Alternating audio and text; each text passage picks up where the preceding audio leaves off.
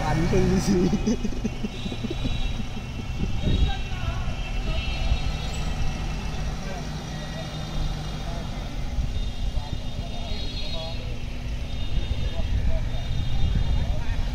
এই সোজা সোজা সোজা পার হবে ওইখানে যা ফুল ডানে কাটা লাগবে এখন ফুল ডানে ঠিক আছে